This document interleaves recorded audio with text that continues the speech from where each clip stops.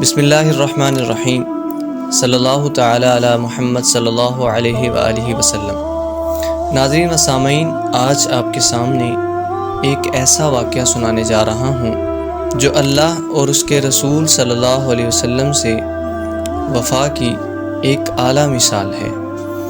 جی ہاں، ایک ایسے نوجوان کا واقعہ جو امیر ماں باپ کی اکلوتی اولاد تھا، اور وہ نوجوان ایک دیندار نوجوان تھا۔ اس کا رشتہ اس کے چاچے کے گھر طے ہو چکا تھا۔ مزے کی بات یہ تھی کہ اس کے چاچے کی بھی اکلوتی اولاد تھی، اور ان کے پاس بھی کافی جائیداد تھی جو کہ اس لڑکے کے پاس ہی آنی تھی۔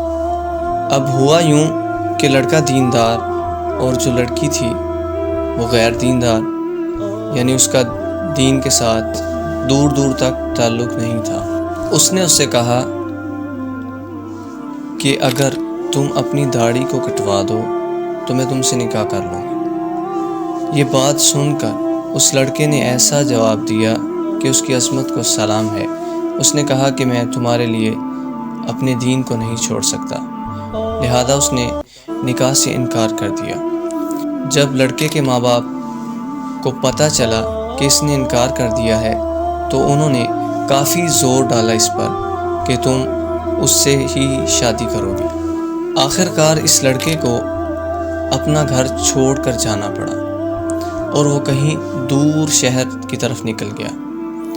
وہاں پر وہ راستوں پر سوتا تھا، اس کے کپڑے بھی پھٹ چکے تھے۔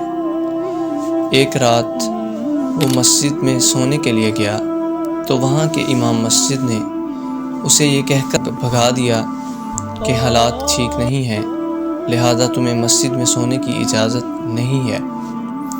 وہ بیچارہ پھر آیا اور باہر کہیں سو گیا۔ صبح فجر سے پہلے وہ مسجد میں آیا اور اس نے قرآن پڑھنا شروع کیا۔ وہ قرآن بھی پڑھتا جا رہا تھا اور روتا بھی جا رہا تھا کہ ایک آدمی اندر داخل ہوا مسجد میں، اور اس نے آ کر اس کو اٹھایا اور اس کو کہنے لگا کہ تیرے نصیب جاگ گئے ہیں، چل میرے ساتھ۔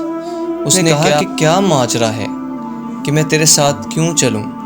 تو اس نے کہا کہ میں اپنی بیٹی کے رشتے کی وجہ سے پریشان تھا، میں نے اس کو دین کی تعلیم دی۔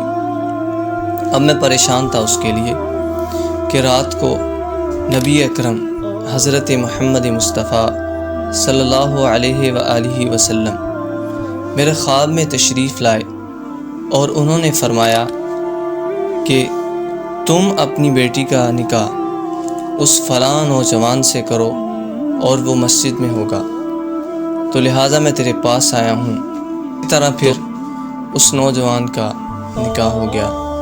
تو اس سارے واقعے سے ہمیں کیا نصیحت ملتی ہے؟ آپ کے جو نصیب میں ہونا ہوتا ہے وہ آپ کو مل ہی جاتا ہے، لیکن آپ دین کو پس پشت نہ ڈالیں، اور اللہ کے رسول صلی اللہ علیہ وسلم سے وفا ہر دم کرتے رہیں۔ اللہ تعالیٰ آپ کا حامی و ناصر ہو۔ مجھے دیجیے اجازت۔ السلام علیکم۔